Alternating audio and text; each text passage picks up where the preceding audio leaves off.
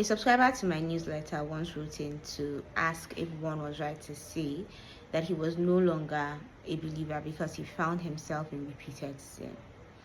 And I found out that this question is not peculiar to this reader of mine. A lot of believers, and even I at some point, have asked this question in different words as to whether once saved is truly forever saved. I'm grateful that I have teachers like Tito the writer who have imparted me with knowledge enough for me to have the courage to set up a camera and record a response to this question. The first thing I would say is from Ephesians chapter 2, from verse 8 to 9. It says, "For by grace you have been saved through faith, and that not of yourselves.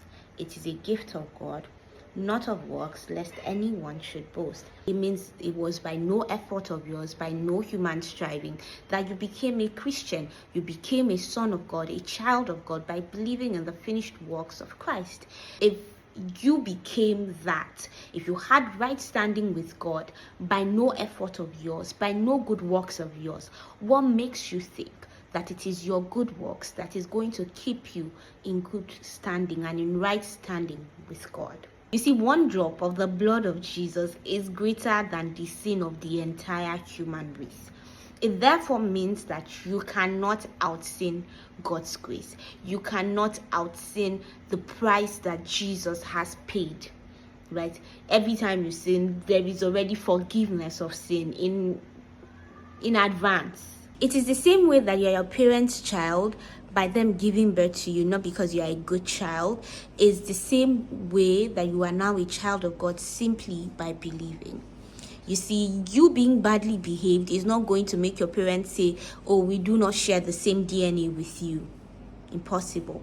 And as a believer, now that you are born again, now that you are a son of God, it is the blood of Jesus that runs through your veins. It is not your responsibility to keep yourself from falling.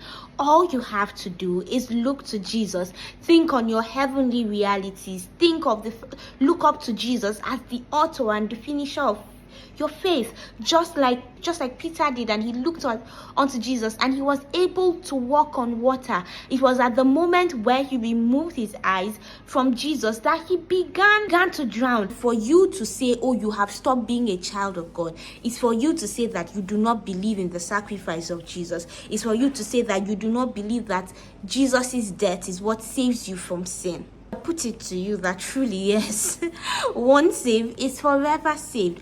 Hebrews 6 talks about how it is impossible for someone to taste of this goodness and then turn back on it. It is impossible.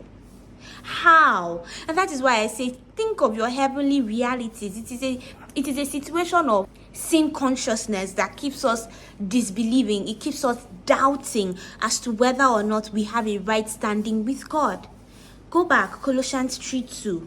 Let me read it to you. It says, "Yes, feast on all the treasures of the heavenly realm and fill your thoughts with heavenly realities and not the distractions of the natural realm."